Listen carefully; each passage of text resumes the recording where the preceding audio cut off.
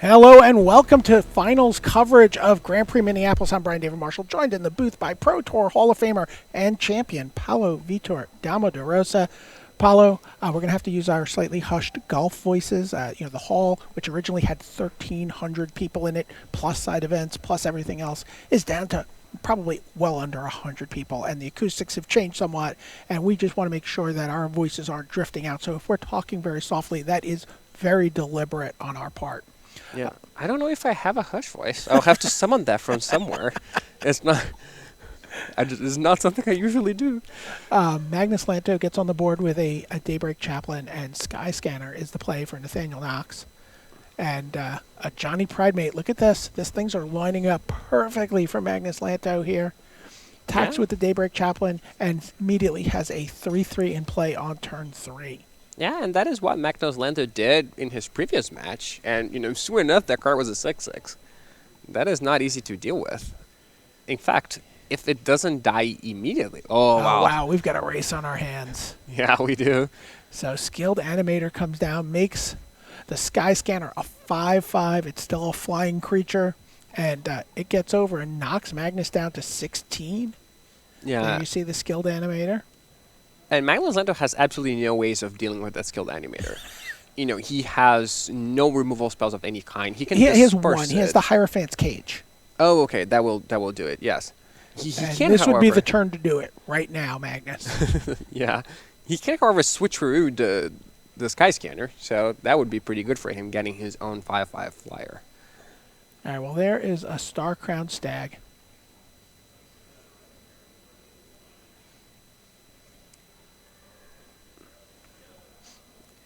Well, you see, Nathaniel actually does have some removal in hand. I think I just saw an Electrify. Yeah, I think he just drew that, but he doesn't have a 4th land. Oh, no. Yeah, and in one turn, that Primate is going to be, out of Electrify range. Oh, there it is. Okay, Dwindle is the play, and that's going to, stall the Johnny's Pridemate there a little bit. Right now, it's a -2 power creature. Yeah, it can grow out of it. It will continue to grow. It is also a very good switcheroo target. Yeah. If you ever dwindle someone's creature or Luminous Bonds it, then they give it to you. It's very depressing. It looks like Leonin Vanguard is the play or one of the possible plays for Magnus Lanto this turn, which would let him gain 2 a turn. Oh, he's not gonna go with that here. Right now, he's just gonna attack for 4, tap the Skilled Animator, and get a counter on his Johnny's. So it's almost up to a 0. Yeah. And, it still already deals damage with Inspire Charge. Oh, we see another little removal spell. Here's Take Vengeance for Magnus Lanto, and he does deal with that Skilled Animator. And he's going to play a Mirror Image and get a second copy of Star-Crowned Stag. Oh, yeah, that was brutal. Nathaniel thought he could maybe, get that creature to stay in play forever by not attacking or blocking with it, but the Stag. Yeah, the Stag taps it, and then you can actually take Vengeance. Though he could always take Vengeance the 5/5 artifact anyway if he didn't have the Stag. All right, there you see Nathaniel Cox. He's like, okay, I'm kind of under the gun here now. Oh, yeah. I mean, he has to have 3 blockers to be able to block anything. So I imagine we're going to see an Electrify on the Stag. Which one? Probably the real one, I imagine, because if you bounce, you'd rather bounce the other one and make your opponent find that on a good target. Wow. Now Knox has decided to do it to the untapped one. Yeah, it does make the board state more clear, so we appreciate that. Yeah, so the Primate gets to attack for 1 with the Inspire Charge now. I believe that is in Magno's hand. That's still not enough damage. Well, he can get it to 0 if he plays the Leonin Vanguard before. Well, here's a Cavalry Drill Master. Here's the Leonin Vanguard. So he's going to gain a life at the beginning of his combat step. That's going to get the Vanguard to 0.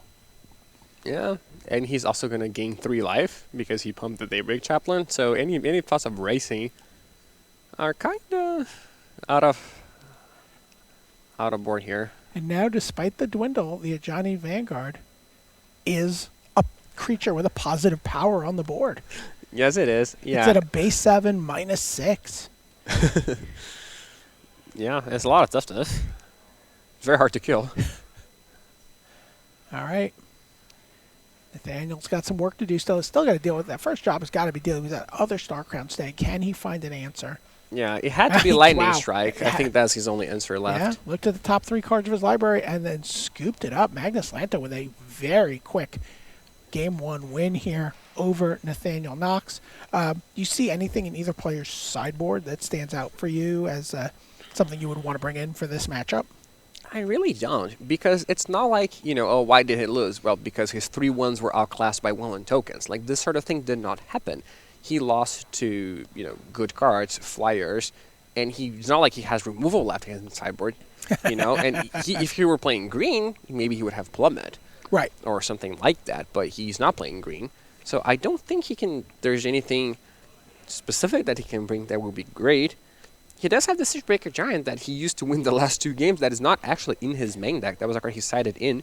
So he could try to get a more aggressive approach here, side in, Onake Ogre and the Sidebreaker Giant and just try to race. That is something he could do, but that also runs into problems if Magnus Lanto has a bunch of life gain, which he does.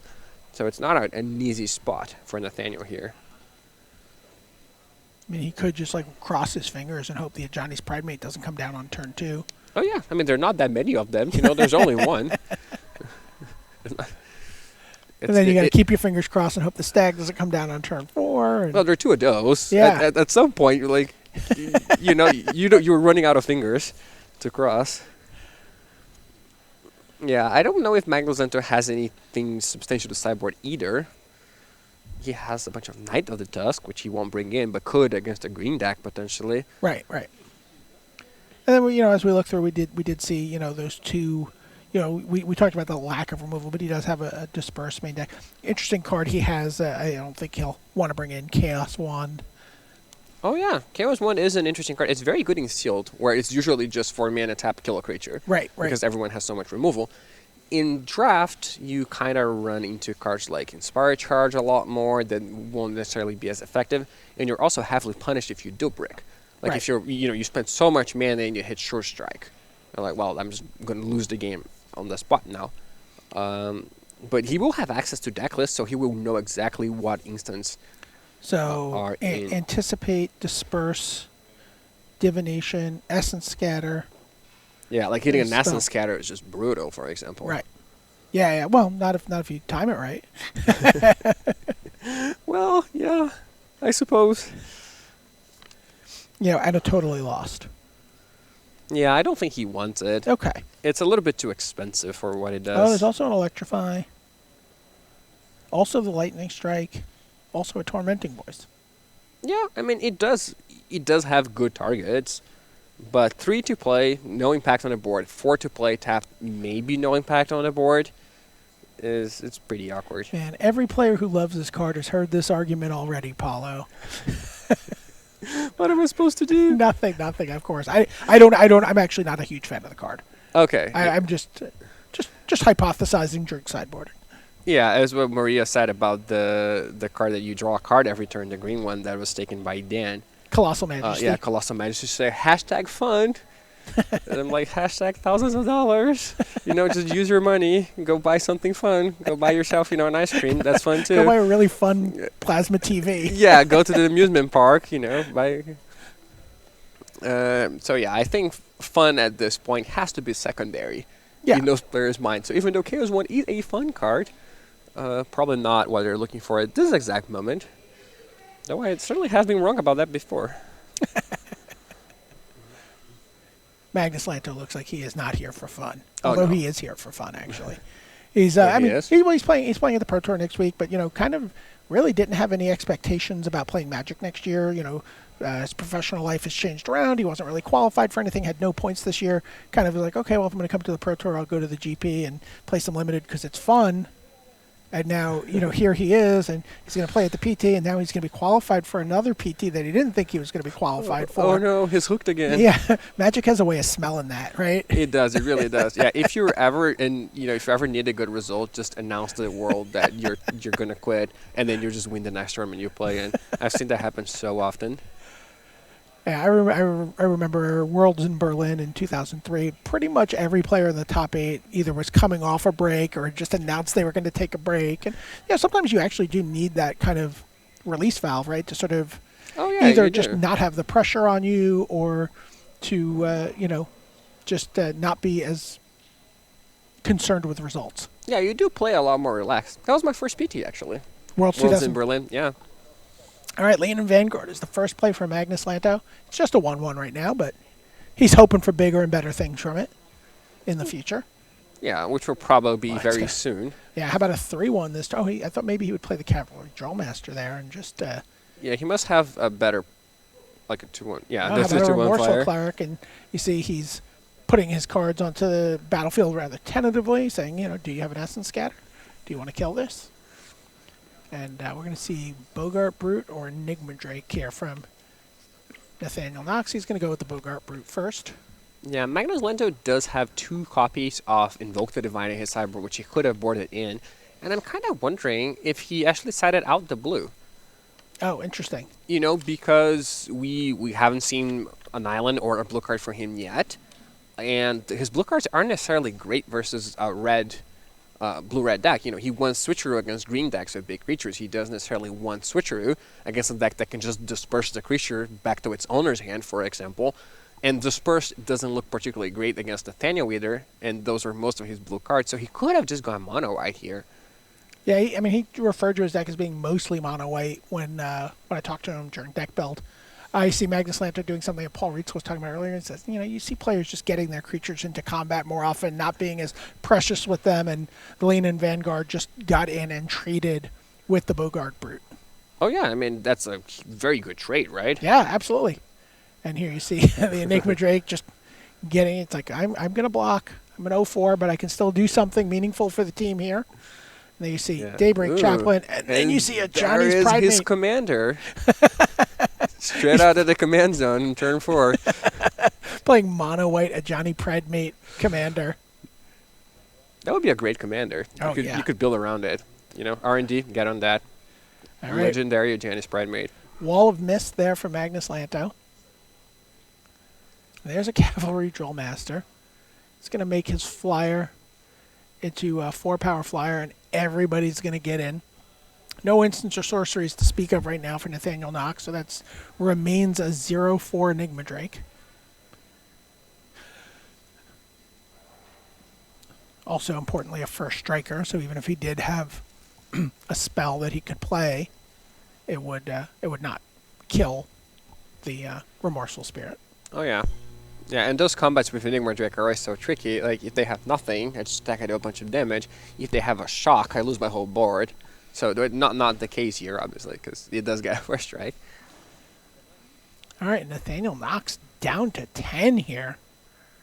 He did draw what I believe is a pretty good card for him. It is the Gears Myth. Oh, yeah, So we've the- seen the that card do 5/5. very well for Ken Yukihiro all weekend long. But you know what? Oh, it must not be that. Oh, okay. I assume I would rather have played the 5/5 than the 1/3 there. So I Yeah. assume that is not what he had. Skilled animator, but he doesn't get a chance to demonstrate those skills. No, not very skillful at this time. All right, and Magnus Lanto just continues to just push all his creatures all the time.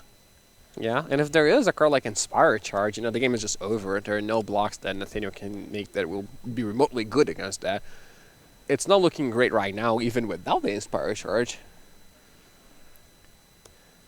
This might be a place where Disperse could do really nice things for Nathaniel. Oh, he definitely could, because it's going to turn the Enigma Drake on as well.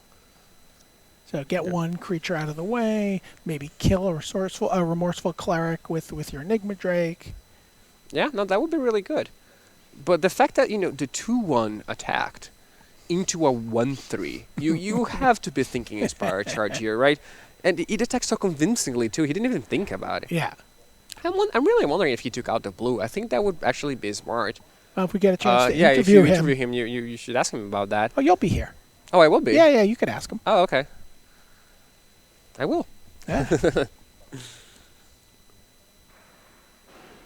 All right, now Yeah, I mean, we've seen this kind of blocking conundrum come up a lot this weekend. How do I block in a way that I just don't get the most blown out by an inspired charge? But the problem with those blocks is that if your opponent does not have an inspired charge, you kind of get blown out anyway. You're just taking 4 damage and you lose a creature.